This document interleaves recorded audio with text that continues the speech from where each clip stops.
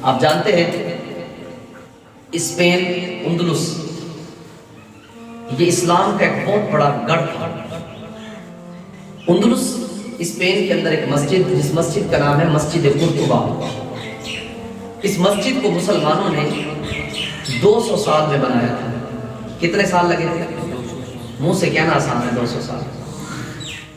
اتنی زیب و زینت کے ساتھ، اتنی آرائش کے ساتھ، اتنی محبت کے ساتھ مسلمانوں نے اس مسجد کو بنایا کہ اس کے بنانے میں اور اس کی زیب و زینت میں کم و بیش 200 سال لگے۔ کتنے سال لگے؟ 200۔ جب وہ مسجد بن رہی تھی تو اس کے قریب میں ایک چرچ تھا، چودھری صاحب ایک چرچ تھا، تو وہ چرچ جو ہے نا مسجد کی زیب و زینت میں کمی واقع کر رہا تھا، یعنی وہ مزہ نہیں آ رہا تھا۔ مسلمانوں نے پیسے دے کر چرچ خرید کے اس جگہ کو بھی مسجد میں شامل کر دیا۔ 200 سال میں مسجد بنائی، اور بڑے نمازی جب اذان ہوتی نا، اذان ہونے سے پہلے ہی جو مسجد کے اندر والی صفحے بھی ساری بھر جاتی تھی۔ پھر ایک وقت آیا، کلندر لاہوری اقبال گئے، ڈاکٹر علامہ اقبال گئے، مسجد قرطبہ میں پہنچے اور مسجد قرطبہ میں کھڑے ہو کر اذان دیتے ہیں، اللہ اکبر اللہ اکبر اللہ اکبر اللہ اکبر۔ جب حی علی الصلاۃ حی علی الفلاح پر پہنچے، پیچھے مڑ کے دیکھا تو ایک نمازی بھی مسجد میں نہیں تھا۔ اقبال رو پڑے، رو کر کہنے لگے، کہتے ہیں مولا یہ تیرا وہی گھر نہیں ہے کہ جس میں ابھی فقط تیرا نام لیا نہیں جاتا تھا، صفحے بھر جاتے تھے، لیکن مولا آج میں پکار پکار کے کہہ رہا ہوں آؤ کامیابی کی طرف، آؤ نماز کی طرف، مولا کوئی آنے کو تیار نہیں۔ تو اقبال نے اس وقت رو کر یہ بات کہی تھی، مغرب کی وادیوں میں گونجی اذان ہماری، مغرب کی وادیوں میں گونجی اذان ہماری، تھمتا نہ تھا کسی سے سیل رواں ہمارا، اے گلستان اندلس وہ دن یاد ہے تجھ کو۔ طارق بن زیاد علیہ رحمہ کی ساری کہانی دہرائی اس شعر کے اندر، کہا اے گلستان اندلس وہ دن یاد ہے تجھ کو، تھا تیری ڈالیوں پہ جب آشیاں ہمارا، اور اے موج دجلہ تو بھی پہچانتی ہے ہم کو۔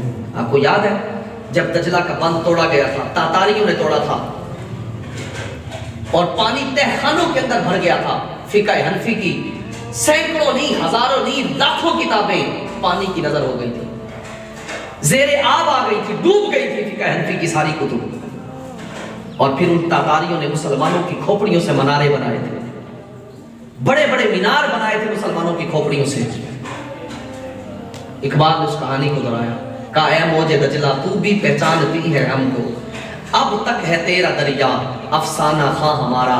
اقبال تھک گئے، تھک ہار کے کہتے ہیں سالار کارواں ہے میر حجاز اپنا، حضور کی طرف یہ لقب ہے حضور کا امیر حجاز کا، سالار کارواں ہے میر حجاز اپنا، باقی ہے اس کے نام سے آرام جا ہمارا۔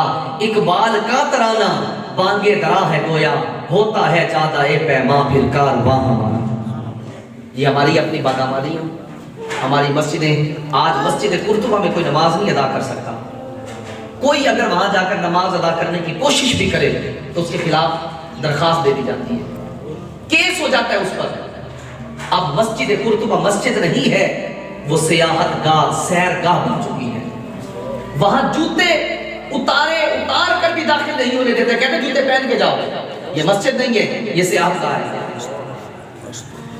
بتایا کہاں گئی؟ یہ وہی تھا نا، ایک خط پر طارق بن زیاد علیہ رحمہ کو ایک خط موصول ہوا تھا، ایک خط پر جس کے اوپر خون کے چھینٹے تھے، ایک بچی کی عزت کے ساتھ کھیلا گیا تھا، بس کوئی ایٹمی پاور تھے طارق بن زیاد، دریا کے اس پار اسپین تھا۔ جیسے ہی کشتیاں لے کر گئے، سب سے پہلا کام طارق بن زیاد نے کیا، آپ نے فرمایا کہ کشتیوں کو آگ لگا دو، نہ کشتیاں ہوگی نہ واپس جانے کی کوئی سوچے گا۔ کشتیوں کو آگ لگائی اور اپنے لشکر سے کہا کہ دو راستے ہیں، یا تو مر جاؤ یا پھر دلیری کے ساتھ لڑو اور ان پر فتح حاصل کر کے اپنے اسلام کا جھنڈا گاڑ دو۔ پھر وہ جو مٹھی بھر مسلمان تھے، مٹھی بھر تھے، انہوں نے پھر اپنی جواں مردی دکھائی اور اسپین کو فتح کر لیا۔ ایک بچی کی عزت کے ساتھ کھیلا گیا تو مسلمانوں نے پورا ملک فتح کر لیا۔ آج فلسطین میں جو حال ہو چھپا ہے کسی سے؟